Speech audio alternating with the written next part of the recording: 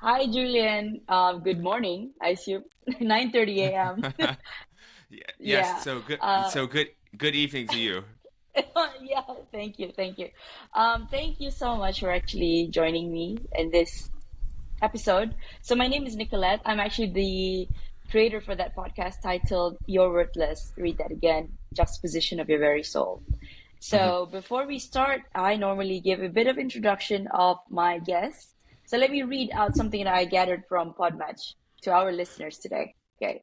So, hey guys, we have Julian Hayes the second here, an author, an executive health and performance advisor, and the founder of Executive Health. These boutique concierge is a one-stop health performance and longevity shop for top CEOs, executives alike. So he has also written hundreds of articles, 300 plus to date, I think, with the majority published with Inc., Entrepreneur Success, and more. So, Julian, can you verify that? Tell us, walk us through a bit about maybe we start with your childhood. Oh, the How was it? childhood. Well, Mm-hmm. hmm, childhood feels like so long ago, but actually it feels like yesterday. So it's kind of a dichotomy with that there those things. But I think childhood, I was just like a normal kid, a little nerdish. Okay. Luckily, I had sports to rely on, so I played basketball. I was pretty good at that, so it helped. Mm. It helped me not be completely invisible that I felt at times, and so I kind Really? of You felt yeah. invisible? Why is that? Well, I think that's a period of life that I don't envy teenagers or anything. That's a weird phase of life because I think there's a few kids who get to be the cool kids then and everything, Right. but everyone else is just kind of figuring it out. They feel a little awkward, voices changing, Mm. all these different things going on. And I'm a late bloomer, so I was super skinny and all this stuff, and health and fitness was the last thing on my mind and Right. and and so it's just a weird period. But I think during that time though, I always had a curiosity to me, and I Mm. still have that to this day. And even that's the plaque I got from my basketball coach. Actually, is that I still have it on my wall at the house. Is that my word was curiosity and vision, or two words actually. So curiosity and vision, and just I was so curious as a kid, and Mm-hmm. it's kind of just been the driving force even to this day now. And I think during that time, it was probably beneficial that I wasn't just going out and sneaking off to parties and doing that kind of thing. Yeah, we're Pretty, all I in was, there. yeah, Yeah. yeah, I was Been a there, pretty done boring that. kid. But I got to learn a lot. I got to hang out with individuals older than myself and my family and everything. So I think it made me kind of an old soul. Right. So, I was reading your profile and then there's a story that actually you were supposed to be a doctor, an ophthalmologist, to be specific. What happened? Yeah. Well, so I was in New York, and I'm Okay. from Nashville, Tennessee. That's the southern part of the U.S. New York is completely different. New York's it's literally a concrete jungle, and it's Concrete a little jungle. dirty as well. But As I love New York. Alicia Keys said in her song. Concrete. That's very true. Ironically, that was the let's see, Jay-Z, Alicia Keys. Yeah, that was probably the third song I played when I got to New York. The first song I played, I had to play was Sinatra. Uh, Oh. So right when I got off the airplane, I know it's a little cheesy and everything, but dun Yeah, dun dun yeah. dun dun. You start Yes. playing. I still love it to this day. I will, when he breaks down into the New York part, I will still go into it myself. So, Yeah. but that's a side thing. Now, when you go to a place like New York, Hmm. there's a lot of interesting characters, and that's putting it lightly. And Mm. for most of the time, I felt like the weird one, quote unquote, the weird one, back home. And Mm. when you go up there, you realize that you're not really that weird. There's guys dancing with a boombox on their shoulder in the middle of the street, and just all sorts of things. They're And weirder. Weird it's other people that are weirder than you. yes. And so I go out explore the city, and you start to Mm. meet so many different people that are really pursuing their dreams. Some people want to be an actor, some people want to dance on Broadway, some people are trying to make the next unicorn for their startup. And so everybody has these dreams and everything. And I got to the point where I realized that I remember this conversation just like it was yesterday, that I was listening to this woman talk, and she was combining a career, but she was combining it with a passion and really, you can just say lifestyle design. And that really struck a chord with me because I went the school traditional path because it was easy. Same. It was easy, and and I got a lot of validation from it. So I was first generation, so neither parent went to college, and Yeah. then you're going to medical school as well, and so you're like the golden child. My Like, approval yeah, rating, like there, yeah, right? yeah. Like if I was a candidate, right, like a political candidate, and they have approval ratings, my Yeah. approval rating would unanimously be 100% with Wow. my family and everything because it's such a prestigious thing that people put on this because it's a title. Yeah. Yeah. And so you have that as well that you're going with. So, but something in the back of my head, Mm. it never felt right because anytime I would hear something in class and you're learning about different things of the human body, you're learning, and I would always think about how does this apply to my workouts? How does this apply to like my performance? And I realized that there was only really one thing I wanted to do, which was to be the eye surgeon. And if I didn't get that, I was going to be very disappointed. There was no way I wanted to It's just be a like general all or nothing, estrogen or yeah, nothing. yeah. There was no way I wanted to be a general practitioner and telling people they have a cold or Mm. go get a flu shot. I mean, we need people like that. So salute to people that do that. But that's completely boring to me. And so, and I thought about that, and I was like, okay, that's like 10 years or so, and there's these other Yeah. things I want to do as well. So I need to sacrifice everything for this one thing. Mm. And so the decision was easy. So I completed my first year and decided not to go back. Oh my gosh. And How is it? How did your parents take it? How did your family take it?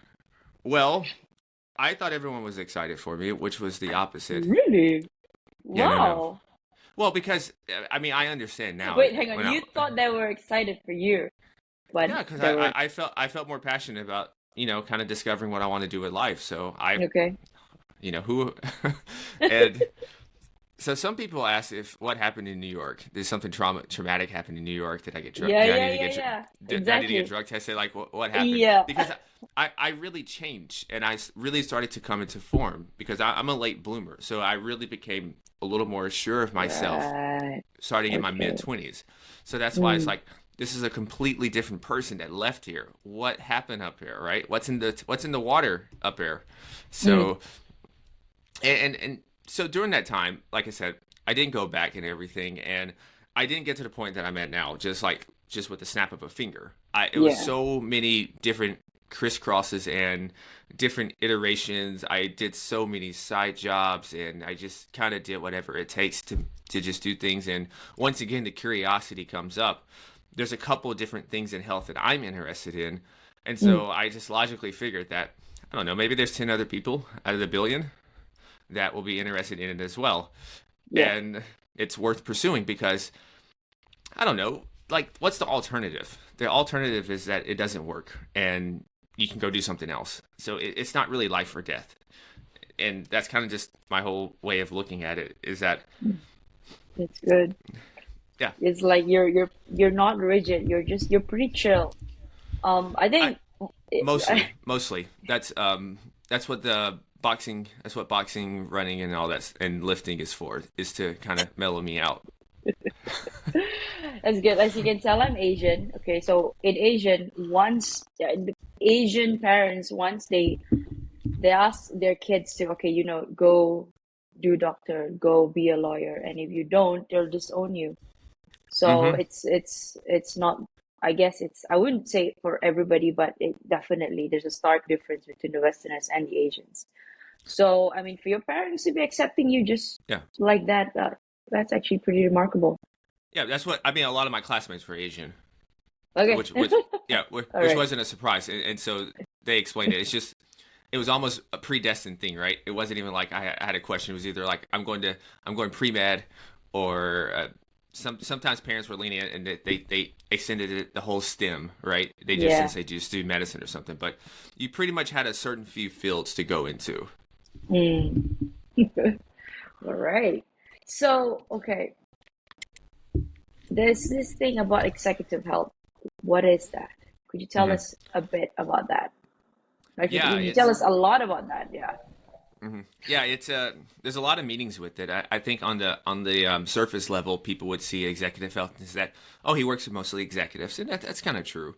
But Mm-hmm. really, the meaning of it is really about being the CEO of your health and life, and being in charge of that, and not waiting for any taking initiative, full initiative, 100% initiative over your health and your life. I think a lot of times we almost outsource, delegate some things with our health to others. We delegate our happiness, our well-being to others sometimes, Mm, and depend that's on so them. true. So Yeah. it's more of a holistic thing, but it has a double meaning to it. But really, the uh, the part that was most important to me when I rebranded the whole company and renamed it is just that it's about being the true CEO of your health and life, and realizing that we can take extreme ownership and control over nearly every facet of our life. Is it a program? No, so it's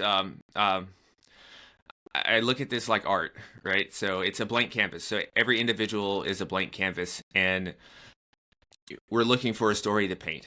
And that story, the painting is their health and their current state of health. And you get that through like a genetic testing, various different blood testings, and when you collect all this data, the data is going to tell you a story of this individual. It's going to tell you how they're living now, how they've been living in the past. And when you have all this data there and you have the story there, now you can easily create a story in the future to your liking, because you can be much more precise with this individual in terms of recommending what to eat, recommending the types of exercising, the sleep protocols, the supplement protocol, and the whole gamut of things, the brain training. You can be much more precise and dialed in with that. Wow. And is it true that you only serve executives? What about any other No, no, people? Like what? Like no. so, So let's say we have listeners across in the U.S. mhm, I do have listeners there, so perhaps they want to try it out. What? mhm. How do they get through? How do they get to you? Yeah, they can just reach out on the contact page. Yeah, just reach out on the contact page. I still go through I still go through my emails and all that. I'm a control freak, and I like that part. I really do enjoy it because it takes, Control freak. well, and it's humbling to me, just because anytime someone would actually want to reach out to talk to you or meet with you, it's a very humbling thing.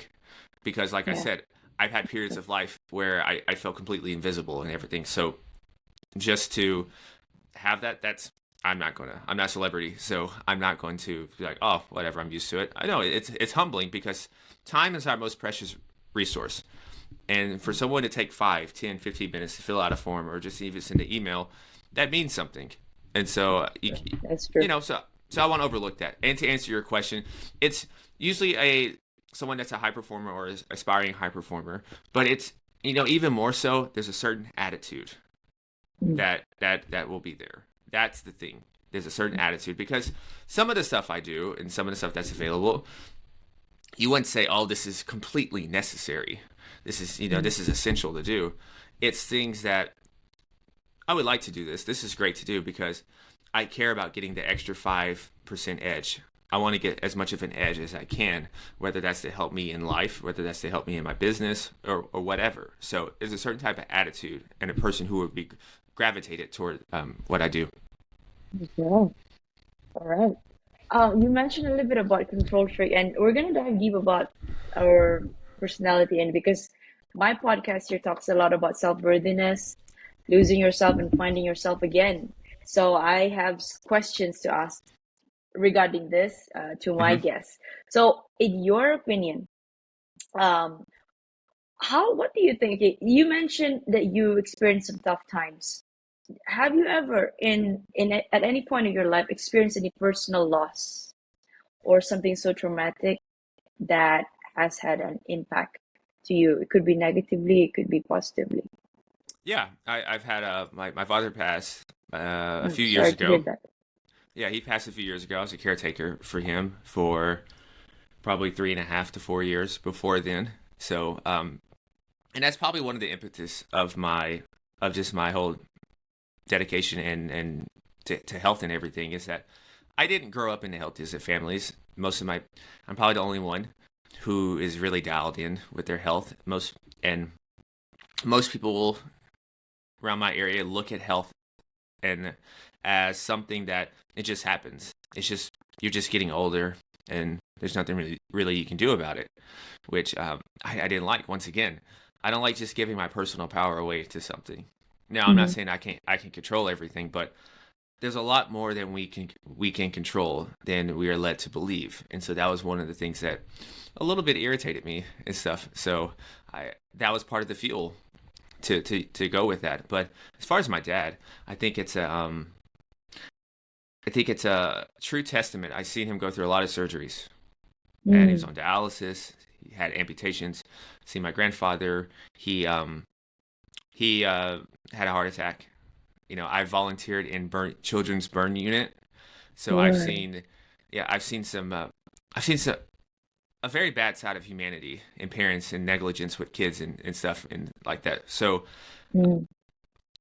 So it gives me it gives me appreciation for even just going outside to run a lot of times if I don't feel like running or if I don't go and feel like working out.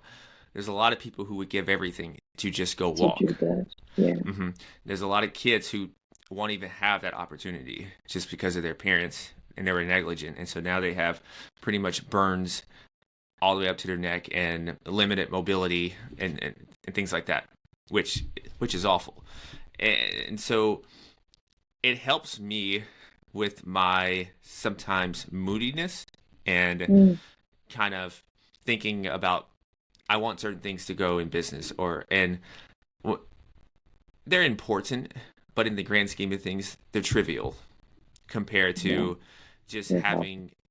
having your health and those kind of things. So that's one of the things, and I could speak on so many different things, but a lot of the volunteering I did just to kind of build up my volunteer hours before going to school and everything. You got to see a lot of different sides of humanity and things that you probably wouldn't see unless you went and served in the military or something. So it was Mm. pretty gruesome stuff, but also pretty eye opening and gave me a lot of good perspective. You mentioned something about crafting. You didn't believe that you can't change it. Hmm. And then this is why I want to ask, like, are we our genes, or what can we, or can we do something about it?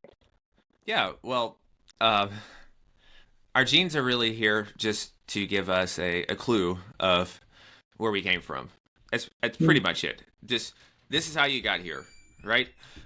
But then when we think about our genes, they're not going to necessarily change. But the thing that can change over time is the expression of those genes. That's Mm. the thing. And so we have genetics and then we have epigenetics. And so when you hear Mm. epigenetics, you're going to hear above the gene. So while our genes are going to stay the same, how that gene is going to express or not express itself is going to be different.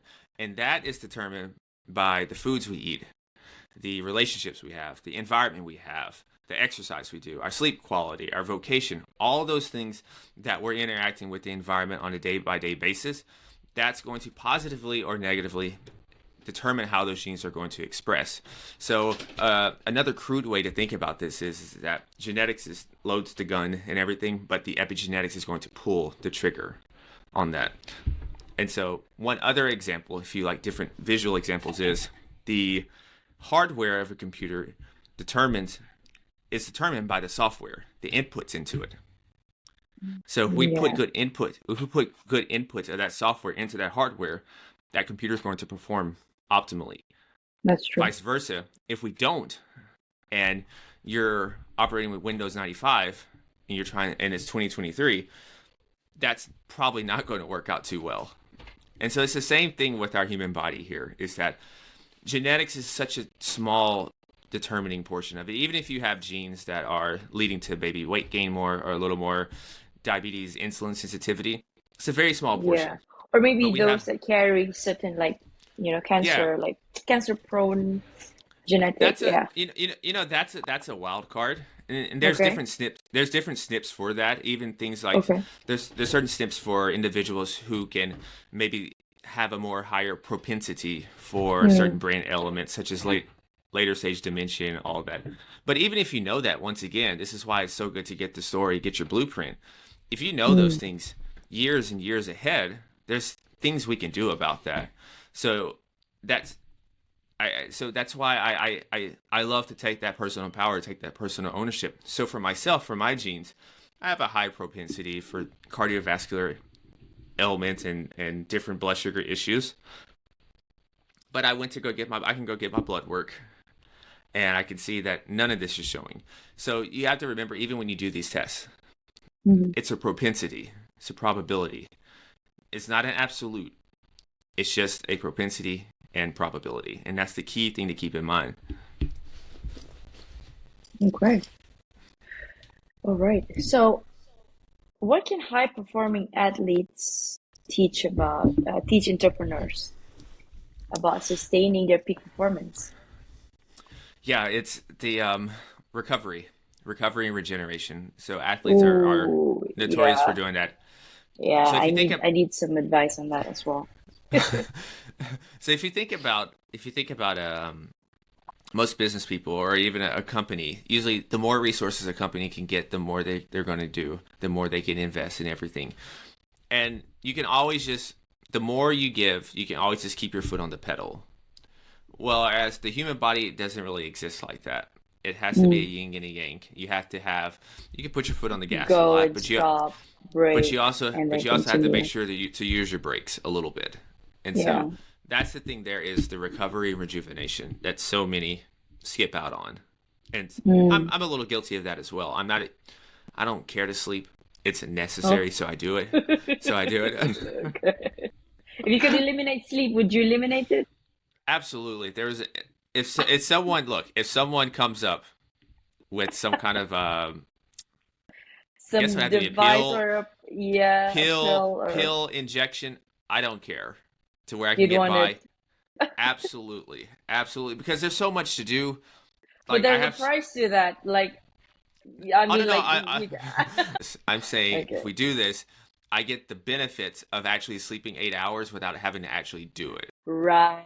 Yeah, that's the thing. Okay. Okay. Okay. Yeah. That's No, different. I It's not like yeah. compromising your sleep and then not sleeping at No all no and no just. no. Mm.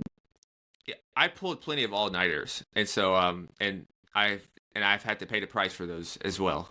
Oh, yeah. Sick and then not being able to concentrate. Oh, that's. Sick, yeah, sick, moody, highly impulsive. Then Oh, no, yes. yeah, highly No impulsive. Then control. No no control over control. emotion. Yeah. Okay, so you were saying about taking control of your body, becoming a CEO of your body. I hear you. So when you're running your body, what are we tracking? When you're running your body as a company, what Hmm. should we be tracking? Well, this is going to depend on the individual. Now, Okay. there's levels of detail to it, but on a basic level, Yeah. tracking your sleep is a great first step, and not just how many hours you sleep, but the quality of your sleep. A lot of us Mm-hmm. now have some type of wearable that we wear on our arm, whether it's an Apple Watch or a Whoop Band or a Garmin or something like that, or a Fitbit, and you can see the breakdown of your sleep there. You can see the amount of deep sleep, you can see the amount of REM sleep, light sleep, times that you're awake. So you get to see this good breakdown. And another good metric to look into is what's it called? Heart rate. You can look into your heart rate, Yeah. and there's one called HRV, which is heart rate variability, and I believe most of these devices now also has a respiratory rate, which is Right. good. And then you can also get your oxygen saturation as well. So those are a Mm-hmm. few basic ones. And when you're thinking about activity, some people need to start with steps. I get plenty of steps in a day, so I don't keep up with my steps. I get too many steps probably What do you do? What do sometimes. you do to get that to clock those steps? Do you Well, walk or no, you run? so I run most days, and then I also lift weights some of those days as well, and then I Right. sometimes box or bike. So I'm pretty active, and then if not, then I'll just go for a walk as well. So how So much time I do you think devote? Sorry, you were for saying. me, yeah, how much time do I devote? a day Yeah. to Yeah. exercising? Yes. Probably between an hour and a half, 2 hours. Okay. Yeah. I don't know. I Because don't you think see, it's that. whenever when you listed everything, it was like, wow, it's like he must be spending 3 hours at least at the gym or walking, running outside in the Yeah. park or something. So I do split it up. So I don't do it all at once. I split it up, and it's but yeah, I do spend that amount. Now, do you have to spend that amount of time? Absolutely not. No. Yeah. I yeah, no, you don't have to. I think for most people actually it would be counterproductive because a lot of people's body initially could not handle training an hour and a half to 2 hours every day. Their bodies Yeah. couldn't handle it Yeah. because you have to be disciplined with your food, make sure you're getting Mm. enough food, and then also going back to what we talked about earlier, you have to make sure that the regeneration and the recovery aspect is dialed in as well. And that's going to be a little specific to each of us as well. So I think the thing you could do though is to do some type of activity every day. So maybe some days it's a walk and then you go to the gym to lift weights. And maybe you lift weights 3, 4 times a week. And then those other days you can do some type of cardio activity to kind of balance out your week. You're mentioning the recovery and rejuvenation. I really wanted to know about that. Could you walk us through? Let's say you could give some scenarios to an individual who is an off, who has a 9 to 5.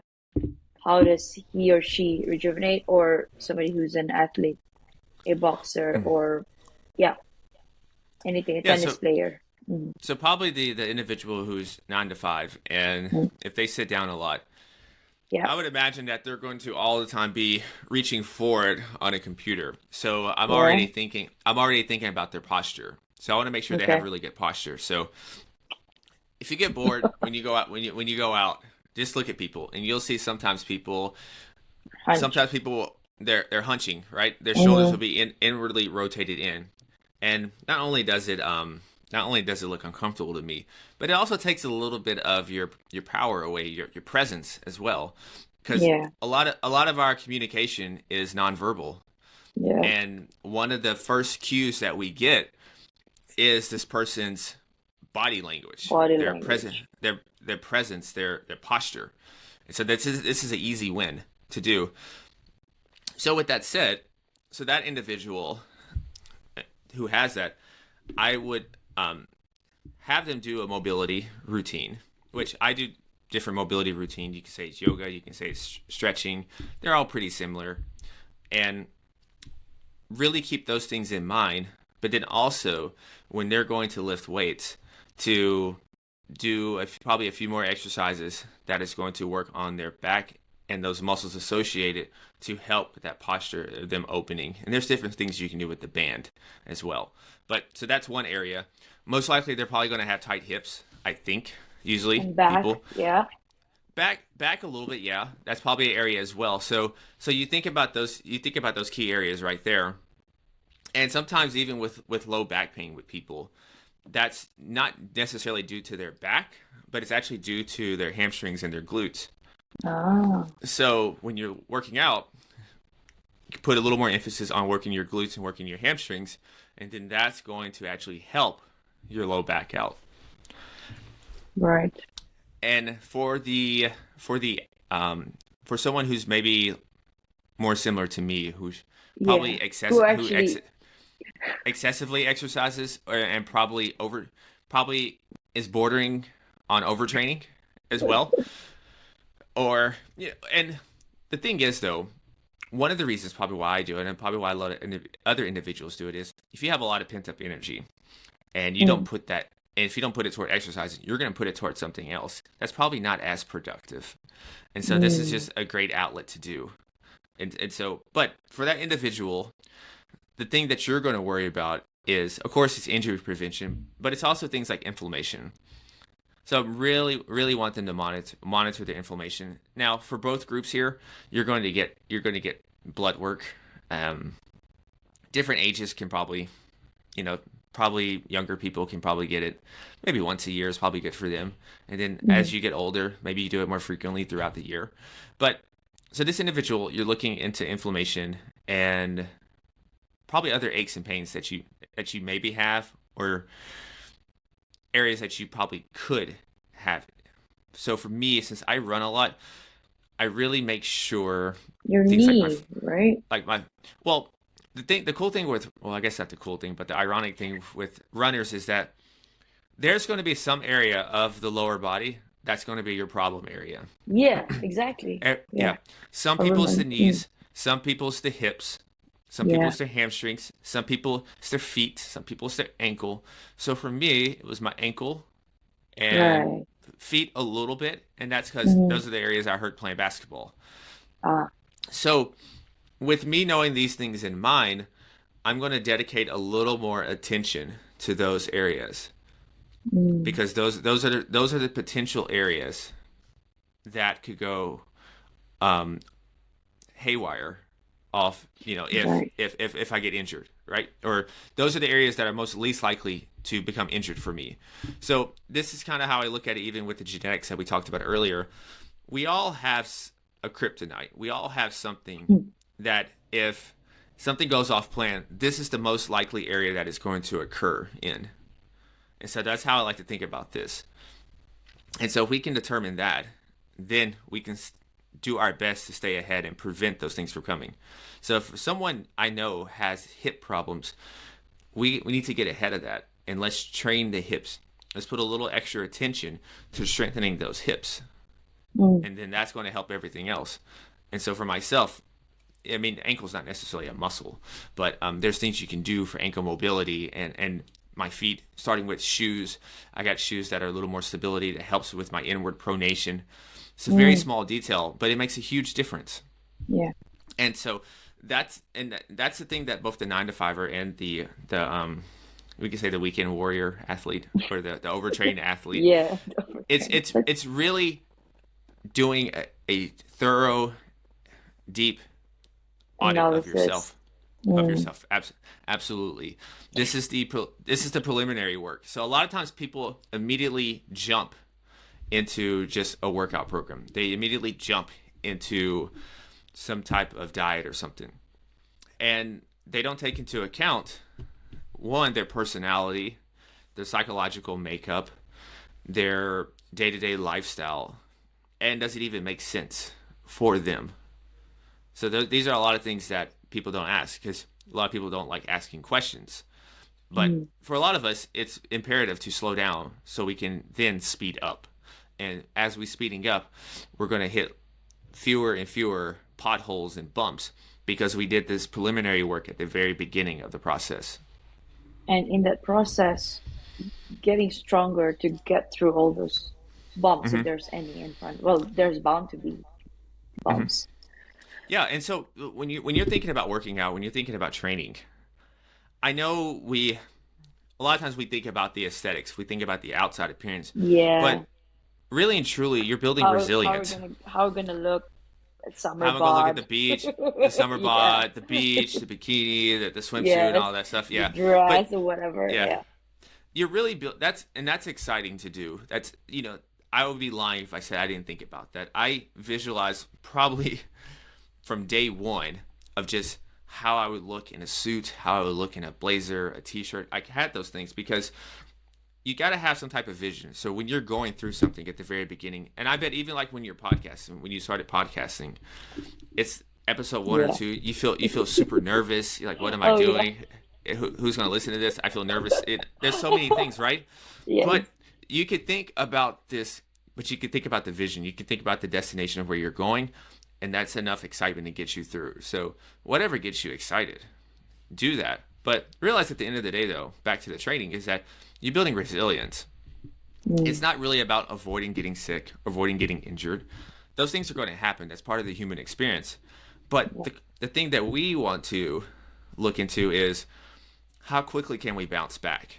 And that's one of the true signs of health, is that if I get knocked down, maybe it takes the average individual 5 days to recover and get back up to speed. And maybe it takes me only 3 days or 2 days and I'm back again. That's a win in my book. Yeah, because okay, coming back to the exercise, the posture. I think whenever I sometimes lift weights too. I try Hmm. to, and it's it's weird that this side here, it's making a clicking sound whenever I lift that. And this one was pretty normal, and I can lift this one anything stronger with this hand. So you're saying, and often I would say, you know what, you're just this one is just weak. But I think that I shouldn't discredit this. And No, if you you hear it know, clicking, that's yeah. probably it needs some work. Obviously, Okay. yeah, it's hard. It's hard. Isn't it It's like the cartilage or the joint? probably I mean, I didn't get it probably checked, yeah, but it's there. Like, I mean, probably a right now, joint. no. Yeah, If it's heavy, then yeah, yeah. I'd hear it. I think probably some type of joint. Yeah, definitely a joint, most likely. Which joint Mm, I cannot probably tell you off the top of my head, yeah. but it's most definitely any type of clicking. I would say it's some type of joint or something in there that's Mm, causing that. So, and that may be to maybe a previous injury that you had, maybe, or yeah. I used to be in maybe. a martial art before, but Oh, okay, yeah, okay. few years back, yeah. Probably I heard it, but I've forgotten. It's been a while. So it's probably something along the lines of that. But even here though, if you can get that checked out, just hypothetically, you get it checked out, and they tell you what it is. Now you have a precise plan once again to build that up, and then you can go about your day to day Mm, life and your routine of building strength up. So I mean that's it's not the most exciting thing, but I remember when I slightly tore my pec minor one time uh, because I was a dumb early 20-year-old um, oh, egotistical guy who wanted to oh, show off on who wanted to show off on the oh. bench press, and so I did one rep and I felt something, right. I was like, oh no, Mm, it's just early. I'm just warming up. Let me do it again. And so you get there again, you're lifting it, and then you come down again, and then you hear something like, oh, oh, and then I had a spotter. My friend's spotting me, right, and then I looked up immediately, like half of my arm turns purple. I'm like, he's like, oh God. man, I don't think that looks good. It's like, oh, you think? Yeah, And so somehow these the good, lessons will teach us. yeah, It backfires yeah. whenever, yeah.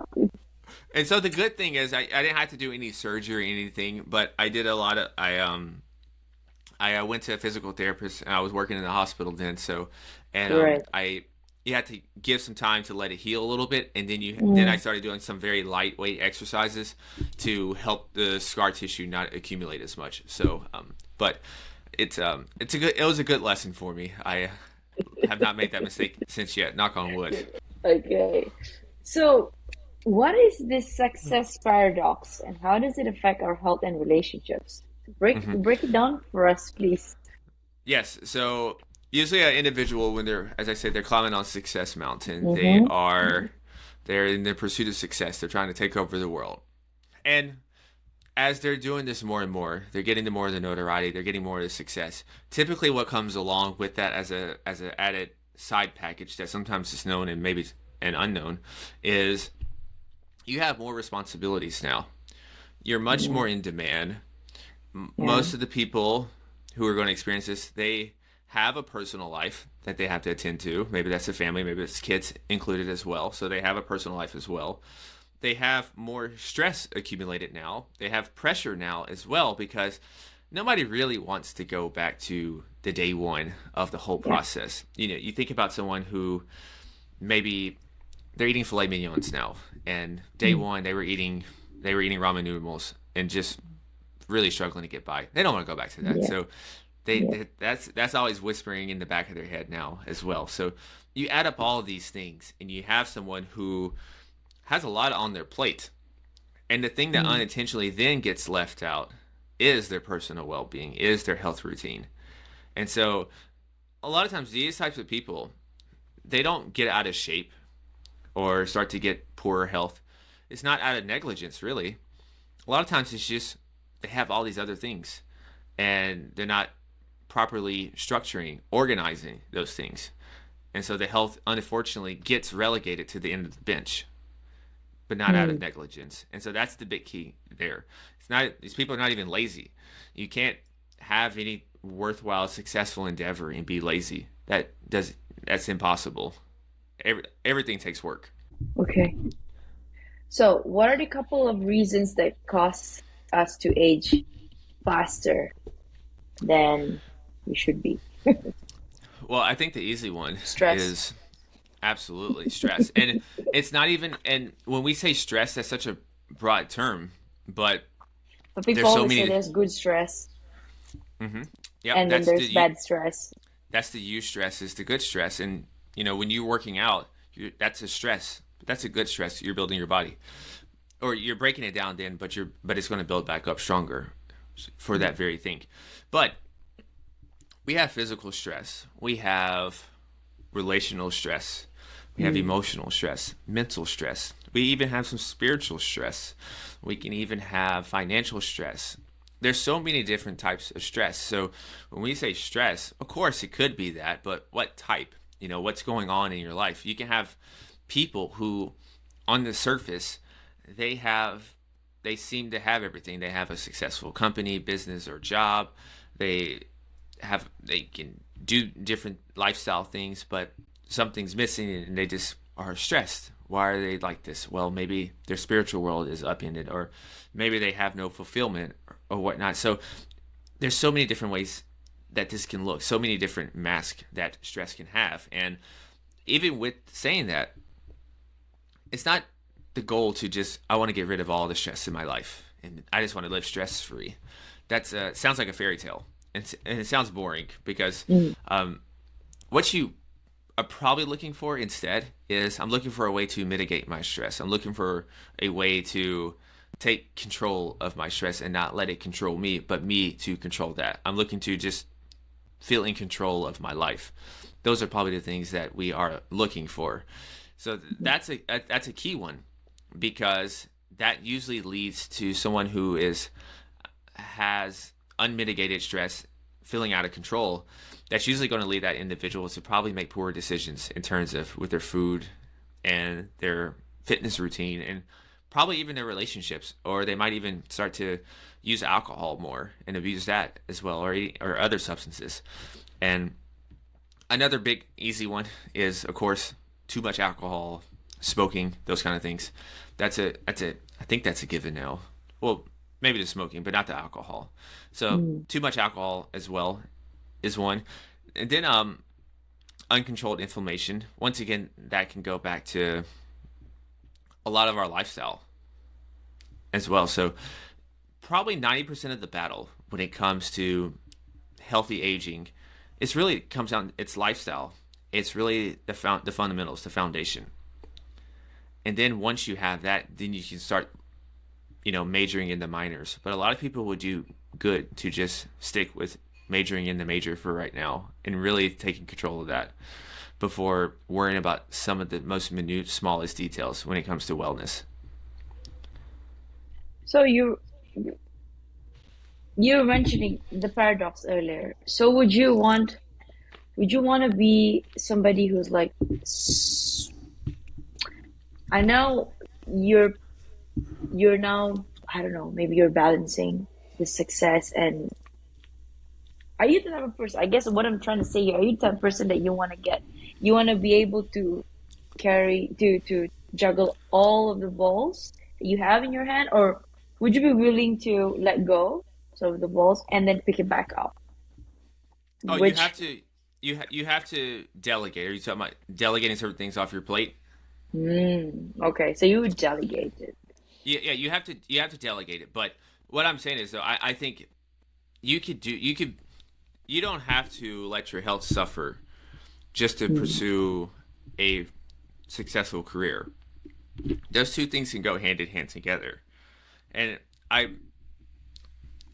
taking care of your health actually is most likely going to dramatically improve your career, because you're going to be a much more effective and efficient person. So maybe tasks that take you 6 hours probably get this done in 3 because you're going to have much more focus. You're Mental not going to be as capacity to do that. yeah, and you're not going to be as impulsive as well. And so I think it's a misnomer that we have to choose one or the other. You can have both. It takes some work. It takes some strategic planning. Discipline. Hmm. It takes some sacrifices. But what doesn't in life take sacrifices? Everything's going to take sacrifices. And I think that's the. I'm not sure that message is getting out enough about really having those two things balanced. Because I think on a handful of times I've seen someone who has really built up a great company, built up a great career, and now they get to this moment, and now they have to use a lot of this money and time and resources to actually buy back their health now because they completely neglected it for over a decade and did Yeah, the absolute bare it could minimum even on it. happen to a relationship. I mean, their Same thing, success yeah. at the expense of their marriage or anything, right? Yeah, because that's a the household inside the household, the relationship, that's a job and company in and of itself. You know, Yeah. there's a lot of things to manage there as well. And so the vision and program that you two had on maybe year 2 of the relationship is going to change probably by year 7, year 8, year 9. You know, if you Yeah. get that far, because you have changed. That's over half a decade then, and I would be worried if I didn't change at all. If nothing about me Mm. changed over the last 5 years, like I didn't evolve or anything, I didn't do my job correctly. So that's one thing as well, right? So that's a very good point that you brought up about the relationships, is that that's going to change as well. So there is a paradox in all these things, because one of them, if they get super successful then or get even busier, then maybe that's time away from activities that they used to do together, but now they can, or now that they're not being prioritized Yeah. because he or she is working much more or is putting more time and resources into their project. So, what do you think the future of health looks like? Well, um, hopefully it's a little more uplifting first and foremost. I hope that, but I think I think we're going to shatter what we think about aging and what we think about getting older. And you think about Wow. all these Okay. well, think about all these different stereotypes that we have. You know, there's stereotypes for how you're supposed to for our 20s. There's stereotypes about health in our 30s. There's stereotypes about our health in our 40s, 50s, 60s, 70s, 80s, and beyond. There's all these different stereotypes about this. Mm. You know, I could think from on my life, for example. I had the belief for a long time that once you got in your 30s, things go downhill from there. Things go Yeah. downhill Oh, from yeah, there. yeah, yeah, yeah. Exactly. And Everything's so downhill from 30. yeah, I'm in my 30s, and so I mean that's not the case. I'm better, pretty much across the board in every category than I was 10 years ago. The only thing I'm probably not as good as a basketball player because I But don't to be train for honest, it. you do look, no, you look like you're in 20s. Well, I appreciate that. I appreciate that. Because I'm I in my might. 30s too, so early 30s. So it's like, okay, he looks young. Yeah, I might clip that part. And so, It's like, okay. So when I review this, I will send it out. but in all seriousness, though, it's shattering paradigms and notions of what it means to age and things of what we can do. I mean, when I was maybe 16, 17 playing basketball, there was an older gentleman that was playing basketball with us, and that was part of the paradigm shift for me. Because I up until that point, I haven't seen a guy older like that just run so gracefully with no problem with us. And then Like how old? he probably was in Double your age at that time? more than that, Probably. probably. Oh, Yeah, wow. easily. Yeah. Okay. So, and then he's talking about other individuals, older people who are running marathons, they're just exercising and still really healthy and not dependent on anyone. And Mm. those are things we need to see. We need exposure. And that's the cool thing about the internet now, is that we can go out and seek these different things, these different ways of life, and just see if one person can do it, then I can do it. I'm an older millennial, so I had a brief period of time Older without millennial. Okay. yeah. Well, the millennials, right? The millennials start at like what? The oldest millennial is 39, I think now. Yeah. 39, 40, I think something like that, right? Yeah, so I'm 37, so I'm an Okay. older millennial. So I had a brief time without the internet like it is now, right? And so I remember I still went to the library a little bit. I'm gonna sound like a boomer now, so pardon me. And so when I went to the library, I had to Yeah. learn the Dewey Decimal System, get the library cards. And you had to physically go and get the book, I right? yeah. Those kind of things. My time too. Yeah. I had to get it Yeah, stamped and okay. Yeah. I had the Put huge it. computer, floppy disk, Yes. Floppy those kind disk. of things. 3 MB So, maximum storage. so you had God, that it was period. hell So doing project with that thing. absolutely, absolutely, there was no, all this stuff now, and so to find, some exposure then was much more difficult than it is now. So you can Mm. really change your paradigm. You can really change your way of thinking just by going to YouTube and just typing in a subject that you're interested in, and you're going to find an entire library of things to help confirm your new belief, to help you learn something new, to help shatter any type of limiting belief that you had. You can find it so easily on the internet now to really change that paradigm. And I think the way the health's going now, I think that's going to be the case. You're going to see people that are 60, 70, 80 doing things that you never would have thought that was possible. And so I'm excited about that because the technologies, the advancements in medicine and health are rapidly expanding. Now, the only caveat I have with that Mhm. is that you must take care of the most important thing. You must focus on that, and that's our mindset. And so that comes with actually even being open to such a radical shift, Yeah. open to Yeah. That's even very true. open to even the possibility of that. Because I can tell you, you can have all the fancy biohacking techniques and tools and technologies, but if your mindset has not shifted into that, and going back to the show to Refuse to tie this change. in, if you Yeah. don't even think you're worthy of receiving something like that, then it's not going to work for you. Because it's an inside out game. And a lot of times we approach things in life from outside in, but it really starts Mm. inside and then comes outside. Awesome. All right. So, okay, what gets you up in the morning?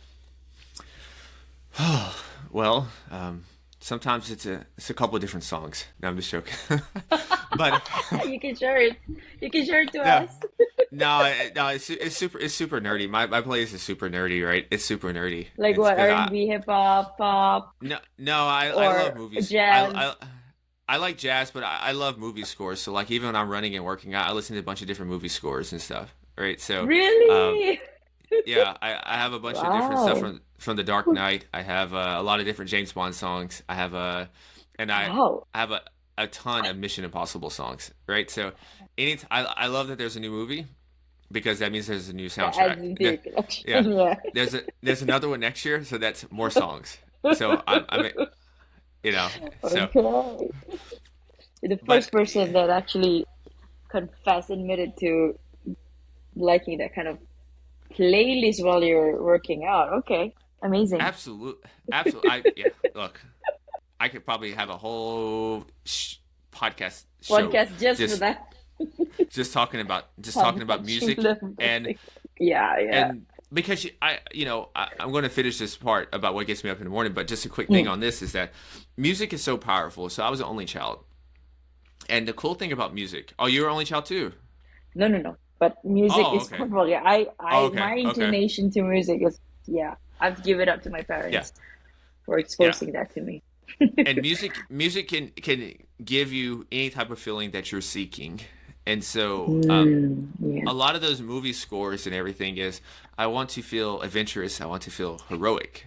And so that those songs make you feel that, right? Just by the composition of it, right? So I Yeah. don't really need the thing with the hip hop and all and the rap and to work out with because it's a different kind of frequency. Mm-hmm. It's different kind of rhythm, and if anything, it's gonna throw Right. me off. It's gonna throw me off my Okay. cadence.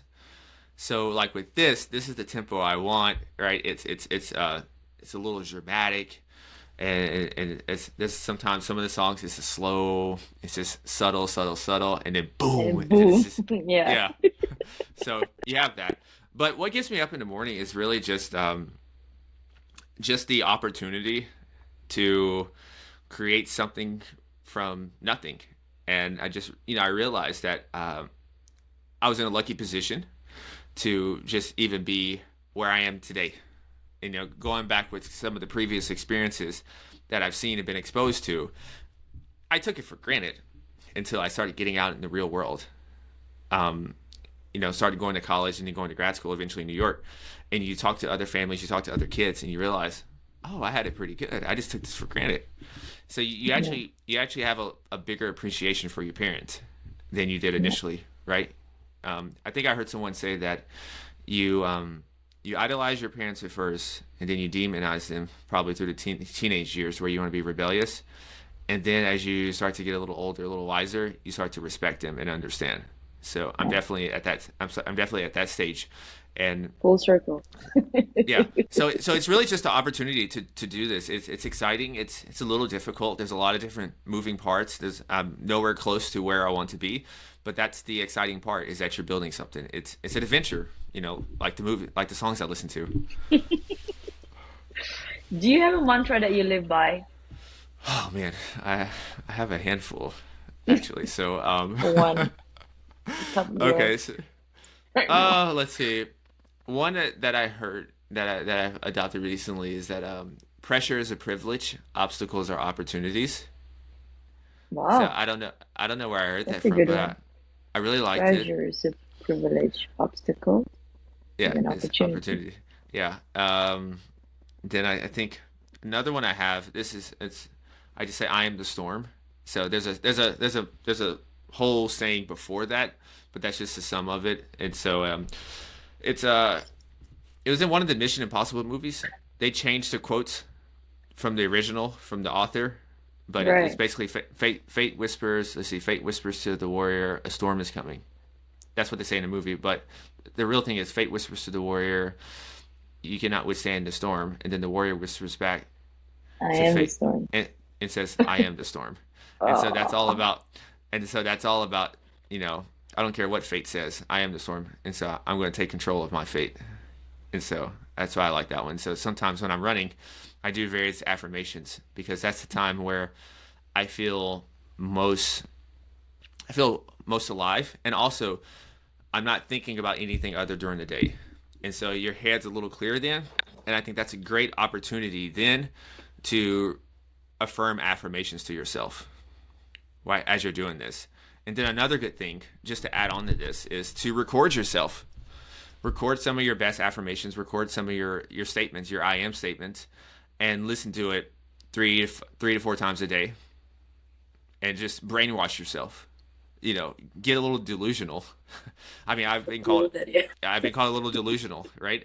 But I'm living in another world. I'm ignoring this 3D world, and I'm working on creating my own world, right? And like we said earlier, this starts inside and becomes outside. So whatever you're thinking, whatever you're seeking to become, you become that thing first by embodying that person, and you take that feeling and think about that feeling of if you were that person right now, how does that person feel? How does that person move? How does he operate? And you embody that now, and then and then that thing comes to you. Not to get too woo wooey, but that's it in a nutshell. I love that. So, if you could create a quote, last question, if you could create a quote right now for you to leave to the audience listening and the world as your legacy, what would it be? Let's see. Just do it for the intention, not the attention. Oh, mic drop. In for the attention, not the attention. Yeah. Okay, I think a lot of people get called out by that. But that's a good one. That's a very good one. Yeah. And Yeah. that pressure is privilege, obstacles and opportunity. That's a good one too. Right. So do you have Instagram? Because when this airs, I do want to Yeah. tag you. How do I do that? No, I actually I am actually probably one of few Okay. individuals. I do not have an Instagram That's fine. right now. That's fine. Um, I might get a what's it called, a TikTok, maybe a TikTok later. I don't know. I'm not too big on social. Okay, that is Yeah, perfectly fine. Not to worry. So what I'm gonna do is when this airs, I'll clip some and I'll send it over to you if you want to, and then you can publish it anywhere. But anyway, this is absolutely. I'll sh- essential. I'll share it on we're connected on LinkedIn, so I Yeah, can share it there for you. yeah, Yep, I can share it there, and yeah, we can go from there. But I enjoyed this. fantastic. Likewise, Julian. Thank you so much. Finally, our Thank you. yeah, Yeah, thank you for having me. What part of the world are you in? Malaysia, Kuala Lumpur. Oh, okay. I think you're the second person that's there. That's one. That's actually probably, besides Japan. That's one of the next areas I wanted to visit. That's- Cool. yeah, Yes, yes. If you do I come by, you know, let me know on LinkedIn.